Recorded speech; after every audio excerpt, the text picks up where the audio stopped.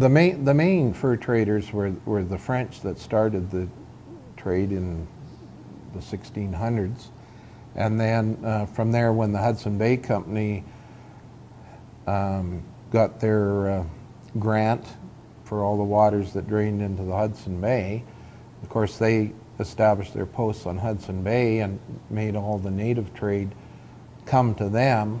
Then the Scotsman that started the Northwest Company decided to take the trade to the natives, and that's where we get the voyageur brigades heading out and establishing inland posts to head off the traders, the native traders that were going to the Hudson Bay Company's forts.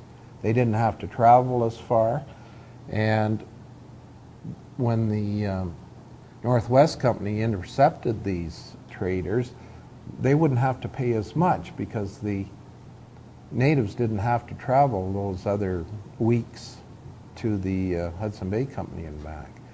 So that sort of established a different way of trading.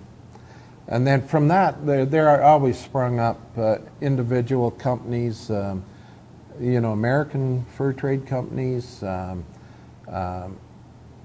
private individuals, and in some cases the Hudson Bay Company and the Northwest Company actually funded free traders to go out. They would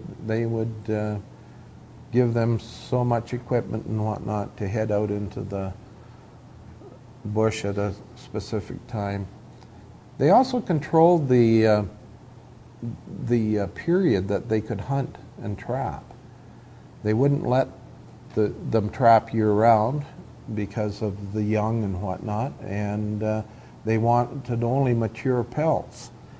In the fur trade era, a pelt of this size would be a young beaver and would be frowned upon because they wanted the large made beaver, which would be almost 3 feet in diameter.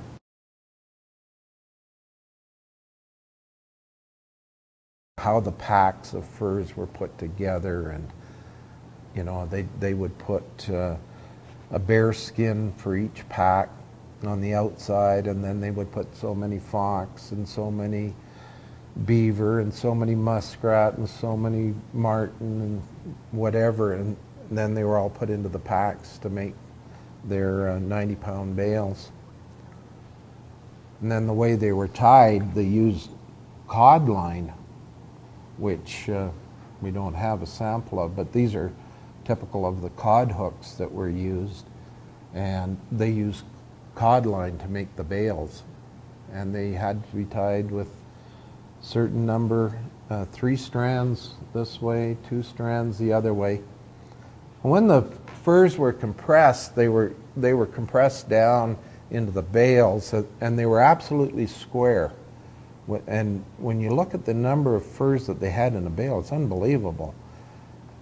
Then after they pressed the furs and then tied them up, in some cases they put canvas over them and sewed them. They would start to expand a little bit, and that's how you get that rounded look that the bales had. But when they came out of the press, they were like a brick. You know, they were about 8 to 10 inches deep and a couple of feet long and a foot and a half wide or something, but they weighed 90 pounds. The bale sizes changed from 90 pounds down to 80 pounds in 1863.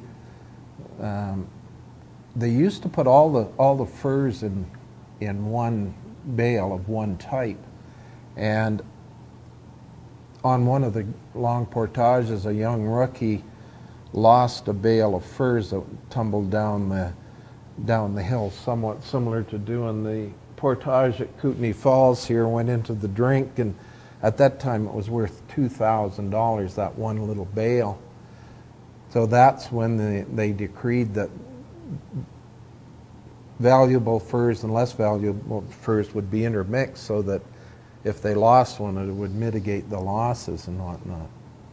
But at the same time, they reduced the weight of the bales down to 80 pounds because the new young lads coming aboard weren't as strong and able as the Orkney men and whatnot that came over. So